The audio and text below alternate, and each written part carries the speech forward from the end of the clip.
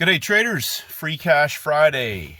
Friday is day 3 on the backside of the template and the closing range of the week. We had some textbook perfect templates this week, and I want to emphasize how important understanding the backside of the week can be, especially if we've built a template heading into Free Cash Friday, the closing range of the week. And as I've said in the past, some instruments can move around all week and really set up for one clean super parabolic opportunity driven by other time frame traders on the closing range of the week. We had a no news Friday, which right there, then and there, means no major red news release to trade as per normal with a best trade 90-10 candidate.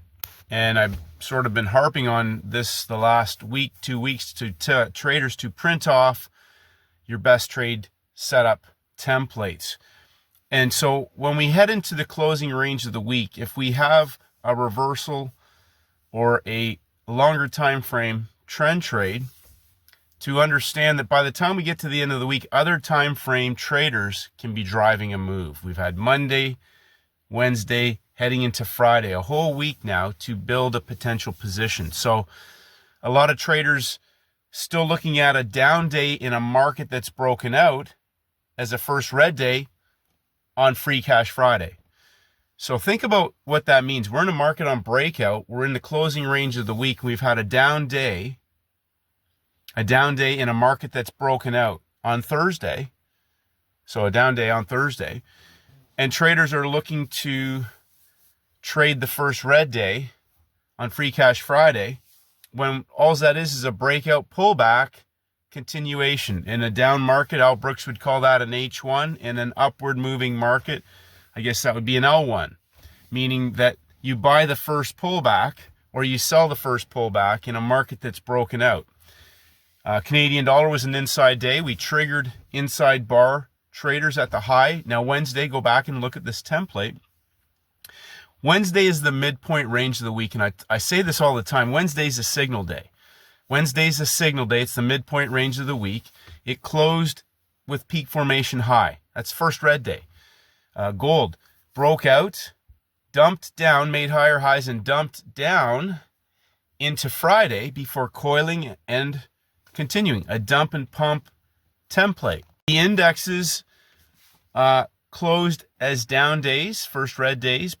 We're up high, and we broke down, but not broke out of the high of the day. So again, we may have markets that offer a nail and bail opportunity. We don't have yet potentially have that all set up. This could be the range expansion on the downside. We could see a Friday, Monday, Tuesday setup. Maybe Thursday is going to be the high. I don't know. But again, you have to be able to recognize a best trade candidate. An excellent question from a trader today was, why was the Japanese yen a good reversal candidate? Okay, well, it broke out in Asia. Session 1. Consolidated in London and broke down. Session 2. Pumped up at the beginning of the US window and rolled over parabolic. Session 3, back to closing price. Breakout, consolidation, reversal. Now it could go later and go back up to the high, whatever. Aussie dollar broke out of the low of the day. Consolidation, parabolic reversal, back to the high of the day. The euro was textbook perfect 3-session setup. I'll go over these again later today in a technical video, and I'll add them to the PDF in the course section, the three session setups. Breakout, consolidation, coil into the New York Open, explosive reversal, parabolic reversal back through the high of the day. There are only 2 types of templates, on the longer time frame and on the smaller time frame. Parabolic dump and pumps, parabolic pump and dumps. And another excellent question was, why was the pound yen not a good choice for a reversal? Well, we broke out and we coiled sideways on top of the high of the week for a parabolic continuation that kind of didn't really go anywhere. Now, here's something to think about. Pound yen cross had already moved. It's broken out. It's coiled sideways. That may build up for a Monday, Asia or London continuation or reversal trade. Don't know. But it wasn't set up for a reversal candidate. All it's done is broken out and consolidated. Now, I don't know if it's moved since as opposed to the Japanese yen, which was inside of a breakout short from earlier in the week. Which time frames could be driving that move? I don't know. We had it broke out in Asia, coiled, broke down, and gave a pump and dump reversal. Other time frame sellers from the original collapse on Wednesday may still be driving that move. We saw some buyers come in underneath the low of day level. But again, Friday, whatever instrument you chose. So again, this is where specificity and focus come into play. Get really focused, pick one or two that you know fit your criteria, and then shut everything else off and focus on executing that trade. Once you've executed that trade, if that's your Friday trade, no matter what anything else is done, maybe, gold went 200 pips, who cares? Focus on the trade setup that you're executing, lock in the money, and that's your working day. That's your trading business. That's your business plan for building your business. You made money today on a 5-star opportunity from your playbook. You lock in the money, and that's it. You're done. Now, if you keep trading, especially on a Friday, you run the risk after markets move on a Friday. They may continue to move. They may consolidate.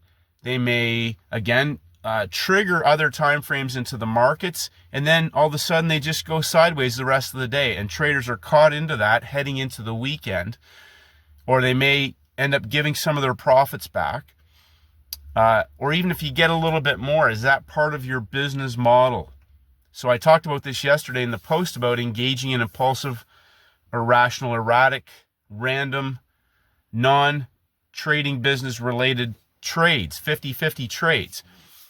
That's the type of behavior that if you engage in it, can, even a small position can get you into the market, and now all of a sudden you might be adding into it to get back because it goes against you and you want to get back to the high water mark, and now it's really going against you and you don't know what to do. You don't have a stop because it wasn't really a 90-10 playbook setup, so you didn't really know where your stop was. You don't want to get stopped out because you were up the money. You don't want to lose any money now. You're trying to get it back, and now your loss is growing.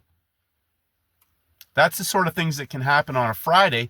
And the thing you don't want to do on a Friday is head into the weekend having done everything right and then damaged yourself on a Friday. And all weekend now you go back and you're studying, you're going through your playbook, you're banging yourself on the head for doing something stupid on a Friday, doing damage. And all weekend, all you want to do is get back and do it right again so you can get back on track. Now, if you've done everything right and you've walked away and you've locked in the money and you've had free cash Friday, which several instruments gave today, leave it at that. And then go back and review the week. Actionable review process is one that you actually create actionable steps that will keep moving you forward on the things that are building your business, and making sure you're putting things in place that will prevent you from doing any damage to your business. So again, go back, and I'll be going over this in a technical video, two or three. That gold trade by itself, driven by other time frame traders, if you waited all week for one trade and only took that one, was scalable, no major red news, coiled sideways into the US window, 45 minutes, exploding into the second hour for a range expansion. That's a scalable trade setup driven by other time frame traders. No major red news. So one trade can explode your account. Now, I'll come back to a question from yesterday talking about, question regarding parabolic trades, and, just a question where the trader didn't really understand what they were asking. Let me be very clear. If you're taking trades, those are not parabolic trade setups. Parabolic trade setups are coils where the market coils sideways, whether it's on a smaller time frame on the front side, whether it's on a smaller time frame on the back side in a larger time frame template. But when they coil and they're going to explode, they explode, and they usually don't come back in that session, and in larger time frame setups, often in that day. Which is why I keep encouraging traders to go back and understand the power of 2 to 3 parabolic trades a week. If you have a basket, you can significantly compound your account very quickly. Now, you don't have to be trading all the time. What you need to be doing is sitting on your hands and waiting for the 90-10. And I know that there are several traders doing that now, and they have significantly not only compounded their account, but now they're understanding where they can hunt that out on any instrument as well. It's the setup, not the instrument. And parabolic coils driven by other time frame traders are explosive in nature. The challenge for most traders, though, is that they want to trade all the time. I can't even imagine how many traders out there would actually sit on their hands and wait for one great 99-to-1 trade opportunity on a Friday. They couldn't do it. Most traders can't get to Wednesday. And in fact, probably 80% can't even get to Tuesday. They got to take a trade. I got to get a trade. I didn't take a trade yet. I got to make some money. You make money, real money, on explosive parabolic opportunities. And if you're just getting in a market and it's a trend, the question always is, well, how much size can you put on that confidently and understand that it's, even if it's just a trend, like, if you're going to trade the Japanese yen a few weeks ago when it was trending, how much size would you put on that knowing that the BOJ will spike 100 pips down and keep going? And there might be gaps on your stop. The spreads will widen, so you think you got a 50 pip or a 25 pip stop, and you come back and you've been hammered for 75 pips with size because that was the best fill they gave you because the spike happened so fast and the spreads widened, and your broker tells you, sorry, that's the best fill we could get you. It blows your account out. So if you sit and you're waiting, you're patient, and other time frame traders are driving the move that you're in, they're behind that move, the likelihood of you being in a market that's about to explode, you're in the money faster than you can probably get your stop to break even. So go back and review the best candidates from this week. We'll be doing that today later. And again, a simple process for identifying which pairs can give you the setups, not because they're up high, not because they closed as a down day or they closed as an up day. What is the larger time frame template? A breakout market that has a down day heading into Friday, you should lick your lips and be thinking they're going back to get shorts that are trapped. What's the setup on the day? What type of template do I have set up today? Okay, I got a signal. How does price behave on the day when I get there? There's only two types of trades: reversal trades, trend trades. If it's a trend trade and it's driven by other time frame traders, guess what? The other time frame should be coiled. If it's a reversal, the market should have broken out. Gave a failure sign, broke down, whether it's a long trade or a short trade, pulled back, whether it's a pump or a dump, coiled for the continuation low-hanging fruit on a reversal. So congratulations, traders. A lot of traders didn't take trades today, and that's a great step as well. Because if you don't see something that you recognize as a best trade candidate and you didn't trade, congratulations. Congratulations. The next step is identifying if you've got your setup and you didn't see it today, no problem. That's trading. That is exactly what trading is. If you have a 90-10 setup that you're looking for and you didn't find it today, congratulations.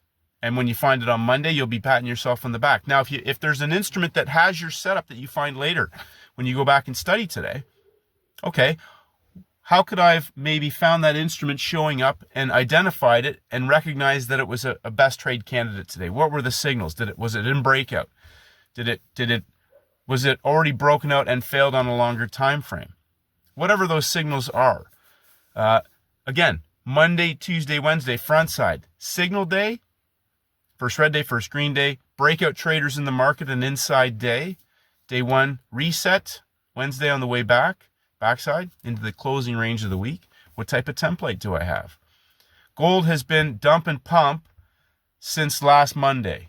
Dump and pump, dump and pump, dump and pump. 3 in a row. Monday to Thursday last week. Friday to Tuesday this week. Thursday to Friday this week. Dump and pump, dump and pump, dump and pump. Rinse and repeat. Scale it up in size. Within that, there's been other session trades. That's the great thing. Session trades, nail and bail, grab the money. Certain instruments have the volatility that they can pay us like that. And other ones, if they're dangerous, sit on your hands and wait. Let the larger time frame set it up so that all you have to do is wait till the money's laying over on the floor in the corner, walk over, bend down, and pick it up. Free Cash Friday. Congratulations, traders. Enjoy your weekend. I just had a fantastic workout. It's a long weekend in Canada, but Monday is still a work day in America. I'm not sure yet if I'm going to bother, but we'll see what happens. Have a great weekend. Stay safe. Study the templates over the weekend, and may the markets go with you. Have a great day.